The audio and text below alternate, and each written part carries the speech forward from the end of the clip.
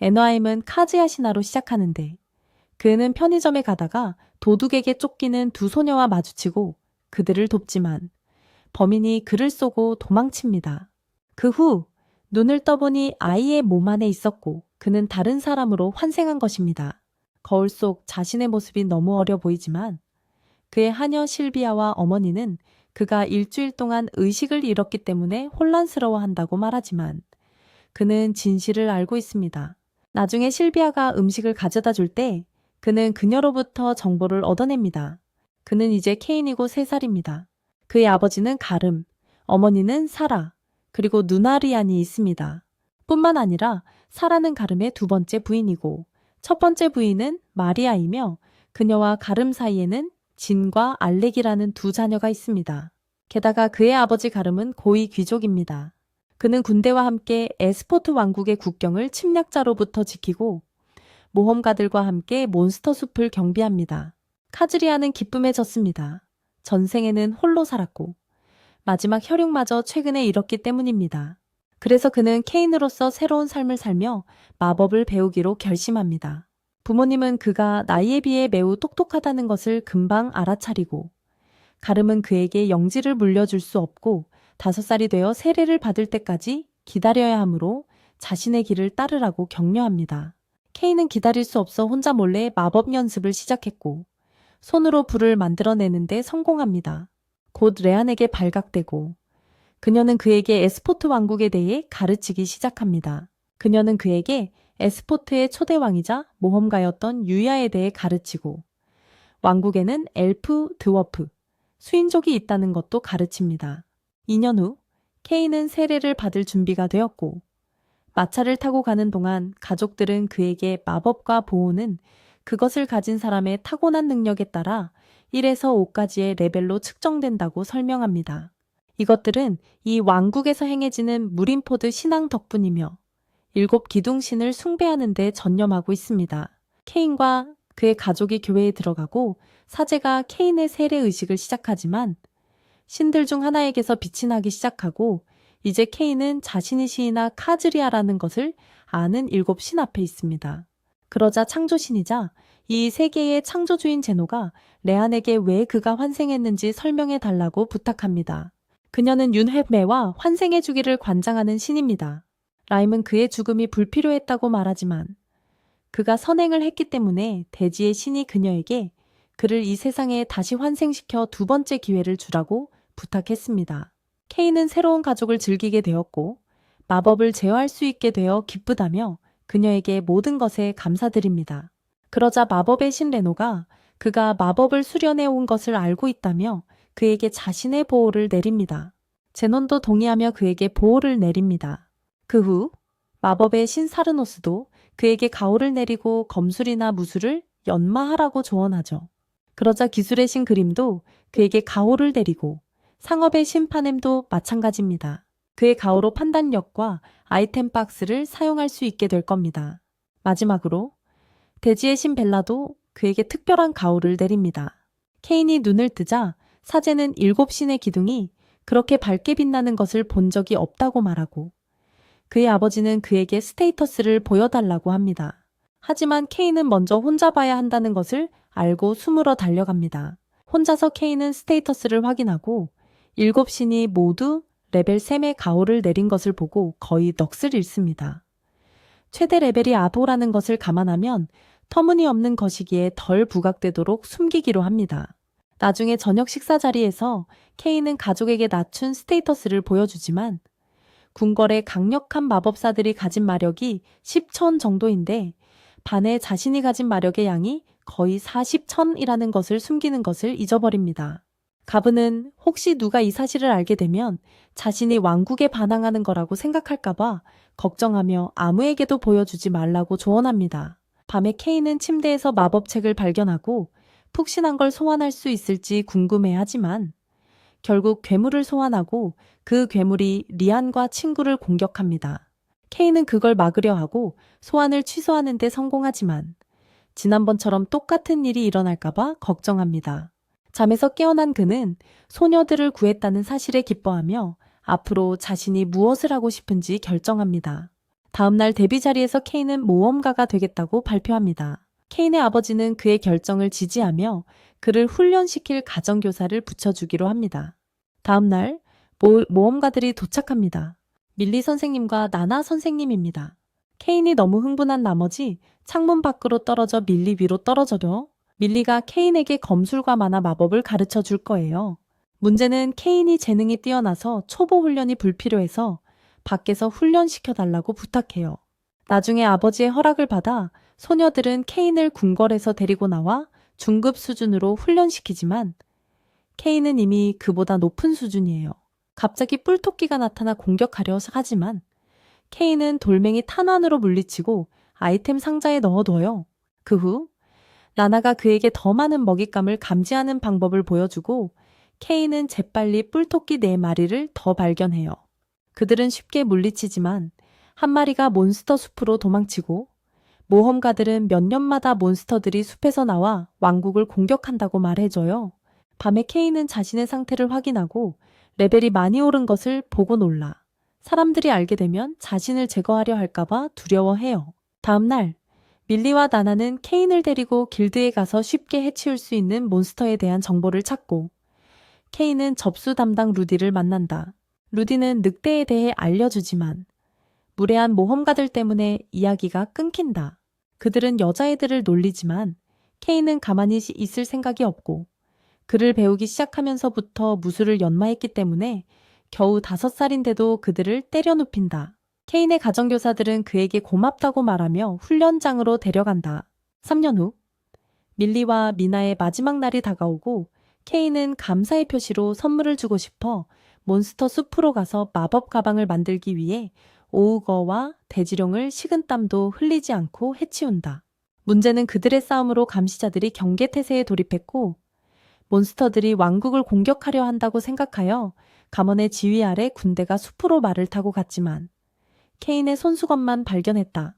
다음 날 케인은 가정교사들에게 우정의 가치에 대해 가르쳐줘서 고맙다고 말하고 마법으로 만들었고 저택 한 채를 안에 보관할 수 있다고 말하며 마법 가방을 선물하고 가정교사들은 작별 인사를 하기 전에 완전히 놀란다. 그들은 그의 뺨에 입을 맞춘다. 이제 놀랄 차례는 그쪽이겠지. 2년 후 케인은 10살이 되면 모든 귀족이 해야 하는 대비를 위해 가족과 함께 왕도로 향합니다. 12살인 레안도 왕도 학교에 데려가기로 합니다. 갑자기 케인은 추적 마법을 사용하여 3km 떨어진 곳에서 싸움이 벌어지고 있고 몬스터가 너무 많다는 것을 깨닫고 능력을 사용하여 속도를 높여 순식간에 싸움 현장에 도착합니다. 케인은 재빨리 공중 마법과 검을 사용하여 오크와 싸우고 중요한 마차를 지키던 사람들은 말을 잃습니다. 모든 것이 끝나자 케인은 기사들을 치료하고 그의 아버지는 아들의 능력에 다시 한번 놀라지만 가름은 마차에서 공작의 문장을 보고 모든 것을 잊습니다. 알고 보니 마차 안에는 공주 테레스티아와 공작 연계인 실크 아가씨가 타고 있었고 공격에 매우 겁을 먹은 그들의 마음을 케인이 마법으로 진정시켜줍니다. 그 후 소녀들은 케인에게 너무나 감격하여 그와 함께 마차를 타고 왕도로 가자고 부탁하고 그는 내키지 않았지만 어쨌든 그들은 그를 데려갑니다. 나중에 일행은 휴식을 위해 마을에 도착하고 텔레스티아와 실크는 케인과 떨어지기 싫어하지만 케인은 그들에게서 벗어나고 싶어 한다. 소녀들은 케인이 가장 강해서 자신들을 보호해야 한다고 핑계를 대고 불행히도 케인의 아버지도 마지못해 수락하며 예의 바르게 행동하라고 경고한다. 케인은 방이 엄청 크고 침대가 소녀들과 아주 멀리 떨어져 있어야만 받아들이겠다고 하지만 그의 요구는 받아들여지지 않고 방은 좁고 침대 3개가 나란히 붙어 있다. 소녀들은 이 상황을 틈타 침대를 붙여 케인을 가운데서 재우지만 케인은 그날 밤은 물론이고 그 후로도 밤새도록 한숨도 자지 못한다. 일주일 후 그들은 왕궁에 도착하고 왕실 기사단의 부단장인 데임의 영접을 받는다. 그는 케인에게 소녀들을 구하고 전투에서 쓰러진 기사들을 데려온 것에 대해 감사하며 왕께서 아련을 기다리고 계신다고 말하고 케인은 겁을 먹는다.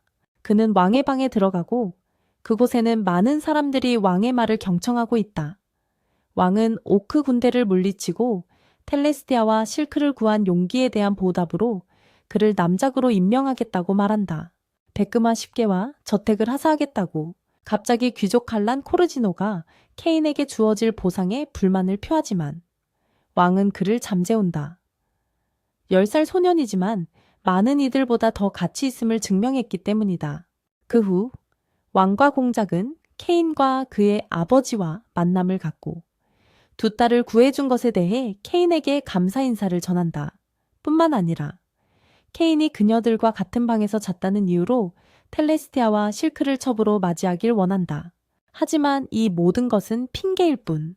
왕실 고문 마그네가 왕국을 위해 케인을 곁에 두는 것이 최선이라고 조언했기 때문이다.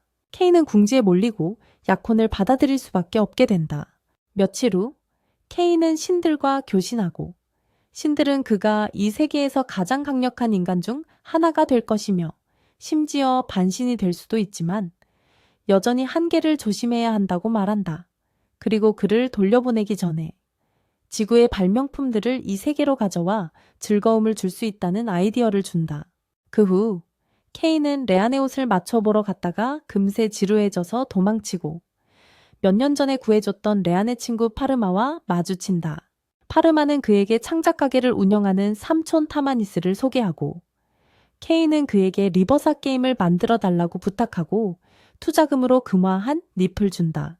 다음 날 타마니스는 나무로 만든 리버사 보드를 보여주고 케인은 결과에 만족하며 이제 부자들에게 팔 고급 버전과 다른 사람들을 위한 일반 버전을 만들어 모두가 게임을 즐길 수 있도록 하라고 말한다. 타마니스는 좋은 생각이라고 하지만 비용이 너무 많이 들 것 같자 케인은 리베르사 생산을 시작하라고 금화를 더 주고 타마니스는 상업의 신파남과 계약해야 한다고 말합니다. 둘은 재단에 리베르시판을 올려놓고 타마니스는 책을 사용하여 파남을 불러 리베르시를 사라지게 합니다. 이렇게 파남의 축복을 받았으니 3년 동안 그들만이 리베르시를 생산하고 판매할 수 있게 됩니다. 떠나기 전에 케인은 타마니스에게 왕에게 바칠 화려한 리베르시 판을 만들어 달라고 부탁합니다. 다음 날 케인의 데뷔 날이고 그의 아버지는 그에게 경계를 늦추지 말라고 조언합니다. 의식장에서 그들은 공작과 실크를 만나고 지난번 만남이 사적이었기 때문에 모두 처음 만난 척합니다. 케인은 리안을 기쁘게 하기 위해 칭찬하는 데 익숙하기 때문에 실크의 드레스를 칭찬하고 그녀는 그에게 더욱 빠져듭니다. 그 후 케인과 그의 가족은 왕에게 경의를 표하고 케인은 이전과 같이 텔레스티아의 드레스를 칭찬하고 그 소녀는 칭찬의 천국으로 승천합니다. 그러자 케인은 왕에게 리버스 보드를 보여주고 나중에 이 게임에 대해 더 알고 싶다고 말합니다. 그 후 케인은 실크에게 붙잡히지만 문장이 없는 코르기노의 아들들과 아비스카운트의 두 아들인 귀족 아이들 때문에 방해를 받습니다. 그들은 실크가 케인만 바라보는 것을 질투하고 케인이 제대로 인사하지 않았다고 불평하며 논쟁이 걷잡을 수 없이 커지자 밖에서 해결하기로 합니다. 귀족 아이들은 마법책을 꺼내 작은 불덩이와 작은 돌을 소환하지만 케인은 그저 재미있어하고 실크는 짜증을 내며 케인이 남작이니 존중하라고 말합니다. 그러자 아이들은 즉시 케인에게 고개 숙여 사과하고 도망칩니다. 케인은 실크에게 이 일을 비밀로 해야 한다고 말하고 실크는 데이트를 신청하지만 텔레스티아가 이 말을 듣고 데이트를 원합니다. 너무나 간청하자 케인은 마지못해 승낙하지만 불행히도 이 말을 왕이 듣게 됩니다. 며칠 후 마그나는 케인에게 새 저택의 열쇠와 지도를 주지만 떠나기 전에 그와 공작은 케인에게 리버스 게임을 제안합니다. 그 게임이 왕국에서 매우 인기를 얻었기 때문입니다. 그 후 케인은 새 저택을 확인하러 가는데 낡고 버려져 있지만 마법의 도움으로 청소하고 개조하여 고급 저택처럼 보입니다. 그때 실비아와 집사 컬렌이 케인이 새 집을 관리하는 것을 돕기 위해 도착하고 케인은 아버지의 저택으로 향합니다. 그의 형제인 진과 알렉이 방문할 예정이거든요. 집에 도착한 형제들은 케인에게 형제라서 자랑스럽다고 말하며 저택 상태를 묻지만 케인이 귀족에 걸맞게 개조했기에 문제될 건 없었습니다. 아버지 역시 저택이 훌륭하다고 인정하면서도 벽을 장식할 미술품이 부족하다고 지적합니다. 갑자기 하녀들이 방 안에서 붉은 용의 사체를 보고 비명을 지르자 케인은 오래전에 자신이 물리친 용이며 가름에 보관하기로 했다고 아버지에게 설명합니다. 아버지는 놀라며 이 용은 백금하로도 값을 매길 수 없을 정도라고 말하지만 다른 비명소리에 말을 멈춥니다. 세라와 리안이 케인의 마법 병기를 발견한 것이었습니다. 물이 뿜어져 나오고 가름이 사용해 본 후 자신의 저택에도 설치해달라고 부탁합니다. 떠나기 전 아버지는 케인에게 데뷔 파티를 저택에서 열어야 한다고 말합니다. 그것이 그의 의무이기 때문이죠. 케인은 파티에 대해 아무것도 몰라 실비아와 컬렌의 도움을 받아야 한다는 사실에 짜증이 납니다. 컬렌이 케인에게 손님 명단을 적어주고 케인은 왕이 없는 것에 놀라고 컬렌은 고위 귀족만이 왕을 초대할 수 있다고 말합니다. 실비아는 필요한 물품 목록을 작성합니다. 음식부터 손님들에게 줄 선물까지요. 며칠이 지나고 케인은 손님 한 명에게 줄 빛나는 도자기 피리를 만들기로 하고 요리사에게 저녁으로 스테이크 버거와 스파클링 와인을 만드는 방법을 알려줍니다. 갑자기 케인은 왕에게 소환장을 받고 왕이 무슨 말을 하고 싶어 하는지 이미 짐작했기에 준비해서 갑니다. 왕은 마그나와 공장만이 초대를 받은 것에 격분하고 케인은 직접 파티 초대장을 전달하고 싶어서 가져왔다고 변명하며 왕을 기쁘게 합니다. 며칠 후 드디어 파티 날이 오고 스파클링 와인과 빛나는 잔 덕분에 파티는 완전한 성공을 거둡니다. 갑자기 왕과 그의 가족이 나타나 모두를 놀라게 하지만 곧 왕은 스파클링 와인과 스테이크 버거를 맛보고 놀라게 됩니다. 왕은 기뻐할 뿐만 아니라 왕비는 케인의 병이에 감탄하며 궁궐에도 하나 놓아달라고 부탁하고 왕은 이에 동의합니다. 그러자 왕은 케인의 극진한 환대에 감탄하며 축하를 건네고 모든 하객들이 박수를 쳐 케인은 뿌듯함을 느낍니다. 그때 컬렌이 코르지노가 도착했다고 케인에게 알립니다. 코르지노는 케인을 싫어해서 파티 음식이나 술이 마음에 안 든다는 듯 무례하게 행동하고 케인은 왕에게 들리도록 그를 함정에 빠뜨릴 계획을 세웁니다. 케인은 코르지노를 꾸짖으며 후작식이나 되는 사람이 왕보다 늦게 도착하는 건 무례한 짓이라고 말하고 앞으로 행동을 조심하지 않으면 영원히 초대 손님 명단에서 제외될 거라고 경고합니다. 실프는 이 모든 게 케인이 꾸민 일임을 눈치채고 그를 칭찬합니다. 하지만 왕 또한 눈치채고 케인에게 자신이 왕임을 상기시키자 케인은 결국 18살에 불과하기에 두려움을 느낍니다. 며칠 후 케인은 자신이 처치한 몬스터들을 왕궁에 맡기러 가고 데임은 그 몬스터들을 보관할 창고를 보여주지만 케인은 너무 작다고 말합니다. 그러자 데임은 케인에게 아이템 상자에서 모든 몬스터를 꺼내 마당에 놓으라고 하고 기사들이 다른 곳에 보관할 거라고 합니다. 하지만 데임은 케인이 A급 모험가조차 이길 수 없는 몬스터들을 처치했을 거라고는 예상하지 못했습니다. 그래서 데임은 케인을 기사단장에게 데려가기로 하고 케인에게 검으로 무엇을 할 수 있는지 보여달라고 합니다. 데임은 기사단을 모아 한 명에게 케인과 싸우라고 시키고 그 기사가 쉽게 지자소대 전체에게 케인을 공격하라고 합니다. 갑자기 한 여자가 결투를 막습니다. 그녀는 티우아나 대장입니다. 데임이 어린아이를 소대 전체로 공격하려 했다는 것을 믿을 수 없어 하지만 데임은 케인이 오크 3인명을 물리치고 공주를 구한 영웅이라고 설명합니다.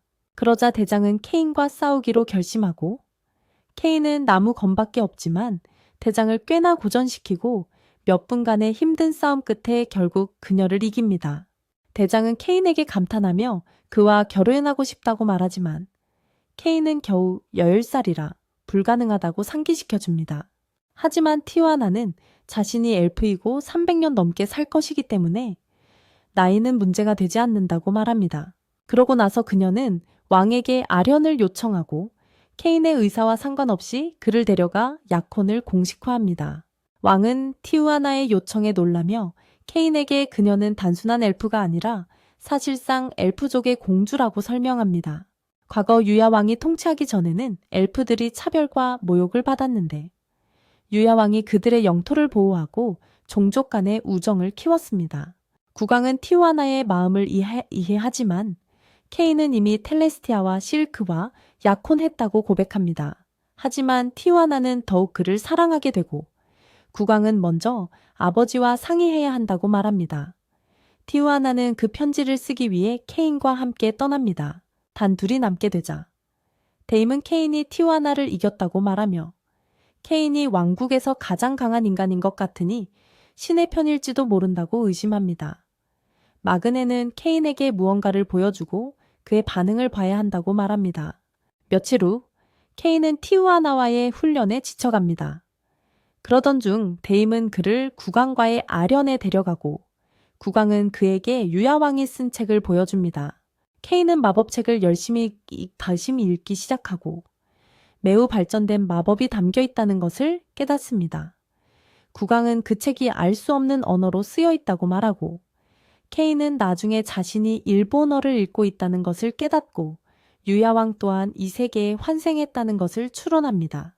국왕은 진지해져서 그에게 정체가 무엇인지 묻고 케인은 어쩔 수 없이 전생의 기억을 가지고 있으며 일본이라는 나라에서 왔고 7신의 축복을 받았다고 고백합니다. 그들은 말을 잇지 못하고 케인은 자신의 진정한 상태를 보여줍니다.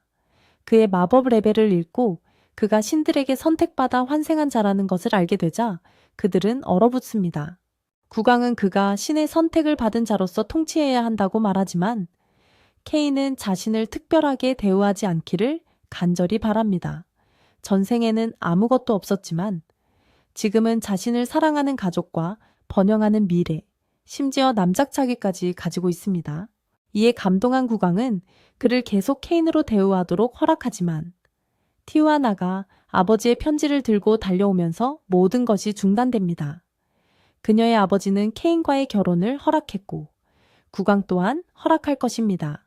그 후 그들은 떠나고 공작은 왕에게 카인은 영원히 카인일 것이며 왕위에 오를 마음이 없다고 말합니다.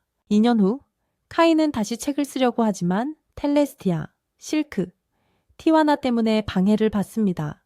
세 사람은 그와 시간을 보내고 싶어 하지만 그에게는 더 중요한 일이 있습니다. 드디어 12살이 되어 모험가 길드에 등록할 수 있게 된 겁니다. 다음 날 카인은 길드에 가고 접수원 리차는 그에게 등록을 위해 책을 어디에 두어야 하는지 알려주고 모든 초보자처럼 기랭크 카드를 줍니다. 그때 몇몇 모험가들이 리책에 데이트 신청을 하기 시작하지만 다행히 클로드라는 남자가 그들을 쫓아냅니다. 그는 카인에게 과일 주스를 사주고 아내와 파티가 있다고 말하며 자신의 카드는 A랭크라서 금색이라고 말합니다. 카인에게는 놀라운 일이지만 클로드는 옛 왕 우비는 SSS 랭크였고 그의 카드는 검은색이었다고 말합니다. 그러다 클로드의 아내가 그의 귀를 잡고 데려가면서 이야기가 끊깁니다. 그 후 카인은 숲에서 문제를 일으키는 고블린을 잡는 기리 랭크 첫 임무를 선택하지만 길드를 나설 때 티와나와 마주칩니다. 티와나는 카인의 첫 모험가 임무를 놓칠 생각이 없었고 그래서 그녀는 억지로 그와 동행하게 됩니다. 숲에서 티와나가 고블린들을 해치우지만 수가 더 많았고 케인은 마법으로 그녀를 강화시켜주고 그녀는 그의 사랑하는 약혼녀와 함께 싸우는 기분을 느낀다. 갑자기 거대 도마뱀들이 나타나 임무의 난이도가 올라가고 이번에는 케인이 30마리가 넘는 도마뱀들을 혼자서 해치운다. 나중에 케인은 길드로 돌아와 리샤에게 자신의 업적을 이야기하고 그녀는 거대 도마뱀이 D랭크 모험가용이라는 사실에 놀란다. 그래서 그녀는 길드 마스터의 조수인 세드릭에게 케인에 대해 이야기하러 가고 그는 그녀에게 케인을 데려와 자신과 이야기하게 해달라고 부탁한다. 불행히도 케인에게 세드릭은 그의 이야기를 믿지 않고 그가 속임수를 써서 돈만 벌려고 한다고 생각하며 진실을 말하지 않으면 모험가 카드를 취소하겠다고 한다. 이 모든 논쟁에 길드 마스터가 나타나 무슨 일인지 보려고 하고 케인에게 자초지종을 묻지만 티와나가 방에 들어오자 케인은 길드 직원이 티와나의 형기이기 때문에 자신에 대해 모든 것을 알고 있다는 것을 깨닫는다. 세드릭은 12살 소년이 그렇게 강하다는 것을 믿을 수 없고 심지어 남작이라는 사실에 길드 마스터는 30마리의 도마뱀을 물리친 케인이 C랭크로 승진할 것이라고 말하며 그들을 더욱 놀라게 한다. 하지만 티와나는 케인이 이미 드래곤을 물리칠 수 있다고 불평한다. 그래서 길드마스터는 결정을 제고해서 그를 승급시키고 골드카드를 주는군요. 한편 다른 차원에서는 신들이 케인을 재미있게 지켜보며 그가 더 강해지기를 바랍니다. 곧 에렌이 봉인을 깨고 풀려날 것이고 케인만이 그와 맞설 수 있기 때문이죠. 며칠 후 실비아가 케인의 방으로 달려와 오늘이 아카데미 입학 시험 날이라며 그를 깨웁니다. 먼저 케인은 필기 시험을 보는데 2시간이나 주어졌음에도 불구하고 30분 만에 끝냅니다. 그 다음 마법 시험을 보게 되는데 그는 자신의 모든 힘을 사용할 수 있는지 묻고 선생님은 아카데미가 보호막으로 둘러싸여 있어서 괜찮다고 말합니다. 케인은 미래의 반 친구들을 관찰하고 그들의 마법이 매우 약하다는 것을 알고 자신의 힘을 초보자 수준으로 줄이기로 합니다. 하지만 그의 차례가 되어 화염구를 발사하자 관역은 물론 아카데미와 보호막을 뚫고 숲속으로 날아가 버려 선생님은 경악합니다. 마지막으로 케인은 검술 시험을 봐야 하는데 랭크 모험가들을 데려왔습니다. 케인은 클로드가 시험 상대로 자신을 선택한 것을 보고 놀랍니다. 클로드도 케인처럼 봐주지 않고 전력을 다해 공격하네요. 싸움이 너무 격렬해서 선생님이 아이들이 무서워하니 그만하라고 하네요. 그 후 케인은 집으로 돌아와 결과를 초조하게 기다리지만 대신 케인 폐하를 아련하라는 부름을 받습니다. 폐하께서는 왜 대항군 아이들과 시험을 봤냐고 물으시고 케인은 아침에 잘못된 입구로 들어갔기 때문에 텔레스티아와 실크를 시험에서 보지 못한 이유를 깨닫습니다. 다행히도 이것이 성적에 영향을 미치지는 않겠지만 더 조심해야 하고 케인은 자신이 저지른 피해에 대해 배상해야 합니다. 다음 날 케인은 학원에 가서 자기 반에서 최고 성적을 받았고 수석으로 임명된 것을 알게 되고 레안에 따르면 개학날 연설을 해야 한다고 합니다. 며칠 후 케인은 텔레스티아와 실크를 만나 학원 의식장에 함께 앉아 연설을 해야 해서 반 친구들의 질투를 삽니다. 그러고 나서 케인은 인종을 차별하지 않는 유야 같은 사람이 되고 싶다고 그리고 모두가 자신을 다른 학생들과 똑같이 대해주길 바란다고 연설합니다.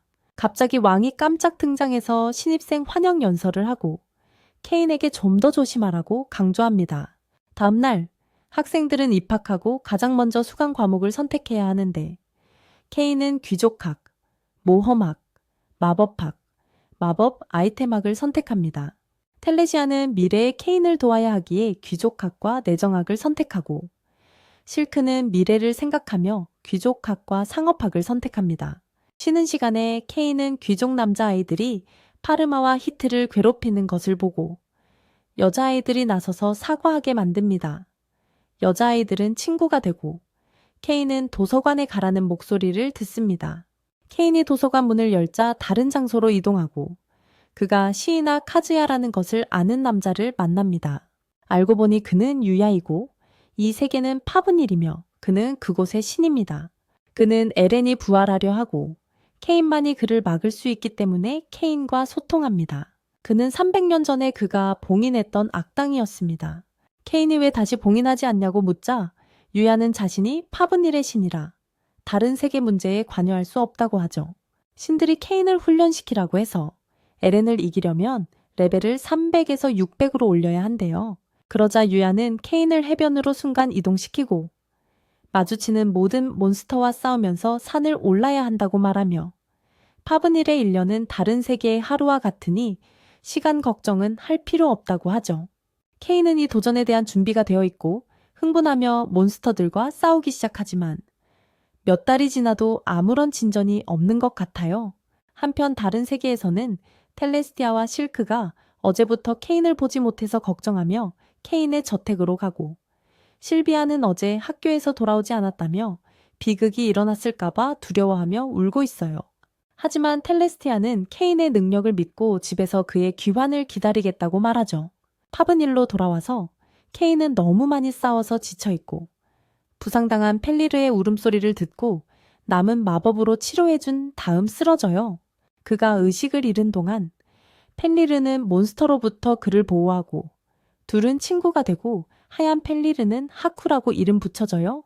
케인과 하쿠는 4년 동안 온갖 몬스터와 맞서 싸우고 마침내 어느 날 케인은 산 정상에 있는 위에의 집에 도착합니다. 위에는 훈련의 첫 단계를 완료한 것을 축하하며 하쿠와 계약을 맺어 자신의 세계에서 원할 때마다 소환할 수 있게 해야 한다고 말합니다. 계약이 이루어지자 하쿠는 사라지고 위에는 케인을 위한 새로운 스승을 부릅니다. 그의 이름은 데라메입니다. 하지만 시작하기 전에 위에는 케인에게 에렌과 그의 전생에 대해 조금 이야기해 주겠다고 합니다. 그 후 케인과 데라메는 전투 훈련을 시작합니다. 데라메는 봐주는 것 없이 케인을 여러 번 쓰러뜨리는 강한 남자입니다. 다행히 훈련 기간 동안 케인은 데라메의 집에서 지내게 되고 데라메의 아내는 맛있는 음식을 요리해 줍니다. 4년 동안 집밥을 먹지 못했던 케인은 행복에 겨워 눈물을 흘립니다. 게다가 케인에게 금세정을 붙이는 작은 용까지 나타나죠. 한편 케인의 저택에서는 실비아가 텔레스티아와 실크에게 케인을 행복하게 해주려면 케인이 제일 좋아하는 쿠키 만드는 법을 알아야 한다며 가르칩니다. 파브닐로 돌아온 케인은 데라메와 함께 포기하고 싶을 때마다 1년씩 훈련을 계속합니다. 그는 유이가 했던 말을 떠올립니다. 알고 보니 에렌은 8번째 신, 유이의 신이었는데 재미로 세상을 게임에 빠지게 하는 힘을 쓰다가 유이가 그의 절친 2명과 함께 봉인했고 그 둘은 케인의 부모님이었습니다. 그 셋은 에렌을 물리치기 위해 이 세계로 전송되었지만 마지막 전투에서 목숨을 잃었고 마지막 생각은 케인에 대한 것이었습니다. 부모님을 생각하며 케인은 힘을 얻고 마침내 데라메를 물리친 후 유에의 집으로 달려가고 유에는 케인의 부모님인 친구들의 묘비 옆들에 있습니다. 그는 돌아갈 준비가 되었다고 말하고 유에는 그가 더 나이 들어 보이는 것에 대한 질문이 많을 것을 우려해 원래 크기로 되돌려 놓습니다. 떠나기 전에 데라메는 그에게 작은 용을 주고 유에는 검과 현재 왕에게 전할 편지를 줍니다. 케인이 저택으로 돌아오니 셀레스티아와 실크가 쿠키 쟁반을 들고 그를 기다리고 있었고 그는 매우 기뻐합니다. 다음 날 케인은 왕에게 가서 편지와 유에의 검을 전해주고 왕은 케인이 그동안 유에와 함께 수련했다는 사실에 매우 놀라지만 그렇다고 해서 그의 계급을 박탈하는 것을 막지는 못합니다. 공작은 그에게 가능한 한 빨리 길드에 가서 퀘스트를 받아야 한다고 말합니다. 그렇지 않으면 그의 골드카드가 취소될 거라고요. 길드에서 케인은 모험가들을 도와야 하는 임무를 받습니다. 그들은 수인족의 경호원이었지만 길가의 약탈자들이 그들보다 수가 많았고 도움을 요청했습니다. 케인은 임무를 수락하고 마법을 사용하여 순식간에 그 장소에 도착하고 그의 이전 스승인 나이나와 밀리를 만나 놀랍니다. 예상대로 케인은 재빨리 노상 강도들을 제압하고 묶어서 가둬둡니다. 나이나와 밀리는 그들의 이전 제자가 이미 A랭크 모험가라는 것을 믿을 수 없지만 그가 저 살 때 얼마나 강력했는지 알았기 때문에 항상 그가 훌륭한 모험가가 될 것이라는 것을 알고 있었습니다. 그 후 그들은 길드에 가서 악당들을 넘기고 밀리와 나인에게 데이트 신청을 하려는 무례한 모험가들을 만나지만 케인과 클로드가 쫓아냅니다. 알고 보니 클로드는 밀리의 오빠였고 그들은 임무 완수를 축하하기 위해 술을 마시지만 클로드는 곧 케인이 모험가 생활 5일 만에 A랭크 모험가가 되었다는 것을 알게 됩니다. 뿐만 아니라 밀리와 나이나는 클로드와 그의 아내에게 몇 년 전에 리나의 관심을 끈 마법 가방을 만든 사람이 케인이라고 말하고 리나는 어떻게든 케인을 설득하여 자신을 위해 하나 만들어 달라고 합니다. 그 후 케인은 내일 학교에 가야 해서 계속 수업을 빠질 수 없어서 집으로 돌아가고 클로드와 여자들은 내일 아카데미에서 모험가를 초청하여 수업을 가르쳐 달라고 요청했기 때문에 케인을 방문하기로 합니다. 다음 날 케인은 담임 선생님이 자신의 수준이 너무 높아서 다른 학생들과 함께 마법 연습을 할 수 없다고 알려주자 실망합니다. 나중에 클로드와 여자들이 수업을 가르치기 위해 아카데미에 도착하고 케인은 이전 튜터였던 밀리와 나이나가 현재 B랭크 모험가라는 것을 알고 기뻐합니다. 클로드는 케인을 돋보이게 하려고 모든 학생들에게 G랭크 카드를 꺼내라고 하지만 케인은 클로드와 달리 돋보이고 싶지 않아서 골드 카드를 꺼내지 않습니다. 그 후 모험가들은 학생들을 마당으로 데려가서 자신들이 얼마나 강한지 보여주고 케인과 싸우고 싶어 마지막으로 케인을 남겨두기로 합니다. 하지만 훈련 시간이 금방 끝나서 케인은 클로드와 싸울 수 없었죠. 밤에 케인은 클로드가 수업 내내 기다리게 했다는 것과 공격이 너무 강력하다는 것에 화가 나서 몬스터 숲 한가운데서 떼를 쓰는데 그 소리에 가름의 군대가 몰려오지만 그들이 본 것은 케인의 손수건에 생긴 분화구뿐이었어요. 다음 날 왕은 케인이 떼를 쓴 것에 대해 꾸짖기 위해 부르고 깊은 동굴 속에서 용이 기지개를 켜며 봉인이 점점 약해지고 있었죠. 며칠 후 소환수 교관인 그라트가 특별 수업을 위해 아카데미에 도착해서 학생들에게 망설이지 말고 모든 마법을 사용하라고 하는데 케인이 바로 그렇게 하죠. 문제는 그가 어둠의 악마 왕 자시프를 소환했다는 거예요. 그는 케인을 섬기겠다고 맹세하고 도시를 파괴하고 싶을 때 자신을 부르라고 하지만 케인은 절대 그럴 일은 없을 거라고 확신하죠. 불행히도 그라트는 왕에게 아카데미에서 일어난 일에 대해 말하고 왕은 케인을 청문회에 불러 세스에 대해 말하라고 요구하죠. 당황한 케인은 자신이 어둠의 왕자와 계약을 맺었다고 말하고 그라트는 이것은 케인이 엄청난 양의 마법을 가지고 있어야만 가능한 일이라고 지적하고 모두 케인에게 현재 상태를 보여달라고 하죠. 그리고 그가 그렇게 하자 모두 그의 반신반인 상태를 보고 충격을 받고 그의 힘은 너무나 엄청나서 측정할 수조차 없었죠. 그러자 왕은 자네가 더 이상 남작으로 있을 수 없으며 자작으로 승진해야 하고 마을을 맡아야 한다고 말하네. 나라를 맡기 전에 먼저 마을부터 다스려야 하니까. 나중에 그의 저택에서 케인은 가름 영지 근처 몬스터 숲의 국경에서 문제가 발생했다는 소식을 듣고 즉시 그의 형에게 가서 상황을 듣습니다. 형은 모험가들을 쉴 새 없이 공격하는 몬스터가 창궐했다고 말하고 케인은 길드에 가서 몬스터에 대한 정보를 알아본 후에 행동하겠다고 제안합니다. 형은 그를 걱정하지만 케인은 이미 A랭크 모험가라고 말합니다. 길드에 도착하자 루디는 상황이 매우 심각하며 가장 가까운 길드에 도움을 요청했다고 말합니다. 이때 밀리와 미나가 도착하여 클로드와 리나가 오고 있다고 말합니다. 모두가 돕기 위해 왔지만 케인은 혼자 몬스터 숲으로 가기로 결심하고 함께 갈 사람이 있다고 소녀들을 안심시킵니다. 숲에서 그는 자신의 펜리르 하쿠와 작은 용인진을 소환합니다. 셋은 여러 몬스터를 물리치지만 케인은 누군가 자신을 지켜보고 있다고 느끼고 세스를 소환합니다. 어둠의 왕자는 그에게 많은 고위 몬스터 대화들이 깨어나는 것을 감지했으며 곧 마을을 침략할 것이라고 말하고 케인은 그에게 무슨 일이 일어나고 있는지 조사해달라고 부탁합니다. 세스는 케인에게 정보 수색에 특화된 집사, 달마티아가 있다고 말합니다. 그러자 케인은 A급과 S급 몬스터 수백 마리를 처치하기 시작하고 달마티아는 흑마법을 사용하여 그가 왜 그렇게 많은 몬스터 발생을 일으키는지 알아냅니다. 그 후 케인은 처치한 몬스터들을 모두 데리고 길드로 순간 이동하여 클로드, 리나, 그리고 여자아이들에게 몬스터 숲에 대해 알려줍니다. 한편 달마티아는 몬스터를 깨우는 악의 세력이 동굴에서 비롯되었으며 공격이 시작되어 수백 마리의 몬스터가 지금 당장 숲에서 쏟아져 나올 것이라는 것을 알아냅니다. 그래서 달마티아와 세스는 길드로 순간 이동하여 케인에게 끔찍한 소식을 전하고 케인은 상황을 맡아 모두에게 마을을 어떻게 보호해야 하는지 지시합니다. 그때 티우아나가 도착하고 케인과 함께 몬스터에 맞서 싸우고 싶어 하지만 케인은 그녀에게 자신의 집을 지켜달라고 부탁합니다. 한편 동굴 깊숙한 곳에서 에렌은 마침내 용 안에서 깨어납니다. 케인이 에렌을 찾아 나서는 동안 세스는 자신의 4명의 왕을 소환하여 몬스터 무리를 물리치는 것을 도와달라고 부탁하고 그들은 따릅니다. 한편 클로드 등한 리나, 밀리, 니나는 케인을 돕기 위해 숲으로 가기로 하고 어둠에 사천왕이 싸우는 것을 발견하자 그들과 합세하여 치열한 전투가 시작됩니다. 다른 곳에서 케인은 드래곤 모습의 에렌을 찾아내고 하쿠와 진을 소환합니다. 세 사람은 드래곤과 맞서 싸우지만 드래곤은 매우 강해서 펜리르와 드래곤을 쓰러뜨립니다.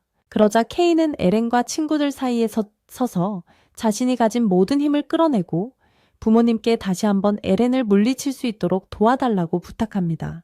케인의 폭발적인 힘은 너무나 강력하고 밝아서 하늘을 밝히고 마치 신이 숲에 강림한 것 같습니다. 갑자기 세트가 그를 막으며 이제 끝났다고 말합니다. 에렌은 사라지고 괴물들도 사라지자 케인은 자신이 가장 원했던 것은 사랑하는 사람들을 모두 지키는 것이었기에 매우 기뻐합니다. 다음 날, 케인은 왕에게서 빛의 후광을 본 사람들이 신이 나타났다고 생각한다는 말을 듣고 자신이 황제급 마법을 사용했기 때문에 범인이라고 고백하며 그것은 왕을 능가하는 힘입니다. 그는 은퇴할 준비가 됐지만 마그나가 아직 때가 아니라고 상기시키죠. 그러자 왕은 케인과 텔레스티아의 미래를 생각하며 케인에게 영지를 주기로 결심합니다. 문제는 왕이 그에게 준 영지가 듀린탈이라는 거죠.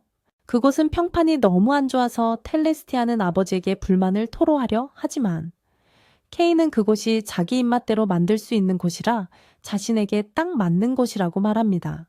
케인은 듀린탈에 도착하자마자 길드, 경찰, 교회를 개혁합니다. 왜냐하면 나쁜 모험가들이 그곳을 점령하고 자신들이 주인인 줄 착각하고 있었지만 케인의 힘 앞에서는 개미에 불과했으니까요. 시간이 흘러 케인과 그의 여자들은 세프와 그의 아내 리판의 방문을 받습니다. 리판은 그가 자신에게 불성실했다고 불평하고 케인은 그를 꾸짖습니다. 당연히 여자들은 리판 편을 들며 케인에게 절대 세프처럼 행동하지 말라고 경고하죠. 결국 리판은 세프를 용서하고 케인에게 경고합니다. 절대 여자들의 마음을 아프게 하지 말라고요. 얼마 후 케인은 듀린탈에 성을 짓기로 결심한다. 영지에는 성이 필요하니까. 문제는 그가 너무 강해서 짓는 성이 왕의 성보다 더 크고 웅장하다는 것. 그래서 늘 그렇듯 모두에게 혼이 난다.